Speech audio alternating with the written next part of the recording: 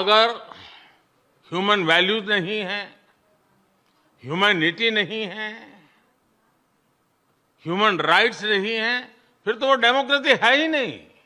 और इसलिए जब आप डेमोक्रेसी कहते हैं, जब डेमोक्रेसी को स्वीकार करते हैं और जब हम डेमोक्रेसी को लेकर के जीते हैं, तब डिस्क्रिमिनेशन का कोई सवाल ही नहीं उठता है।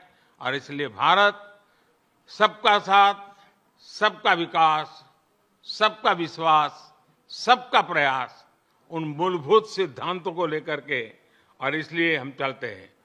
भारत में सरकार के जो बेनिफिट्स हैं वो एक्सेस टू ऑल है, जो भी उसके हकदार हैं उन सबको मिलते हैं।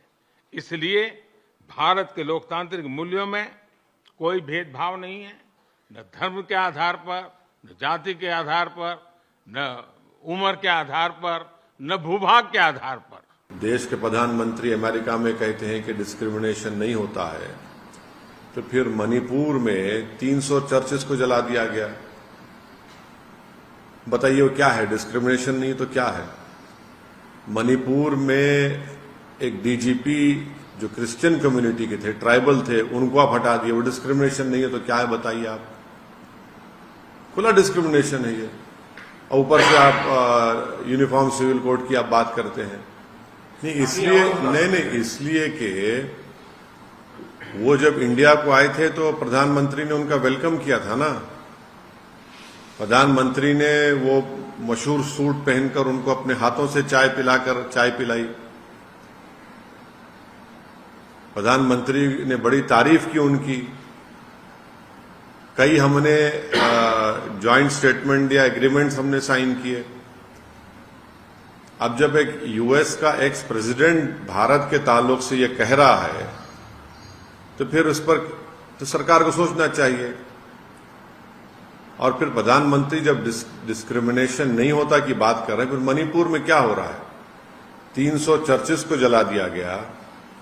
जो ट्राइबल लोग क्रिश्चियन कम्युनिटी के हैं वो कम से कम 25-30 हजार डिस्प्लेस हो चुके हैं। अभी तक मणिपुर जल रहा है।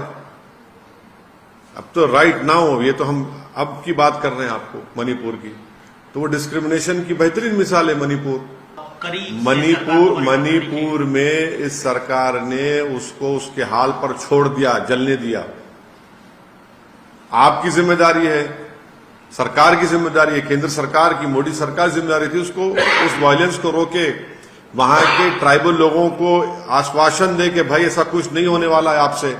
वहां पर जो क्रिश्चियन कम्युनिटी को टारगेट किया जा रहा है उसको रोके, जो चर्चेस को जलाया जा रहा है उसको रोके। वहां पर रूल ऑफ लॉ ही नहीं है। वहां पर तो हथियार लूट के लोग एक दूसरे को मार रहे हैं, डिस्प्लेसमेंट हो रहा है लोगों का वहां पर।